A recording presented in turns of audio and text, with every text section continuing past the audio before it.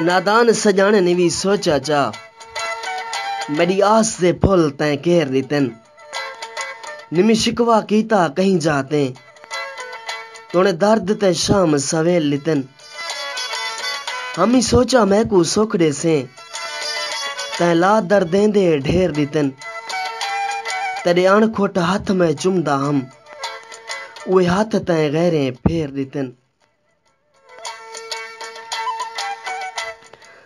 एक पत्थर ना थी यार मेरा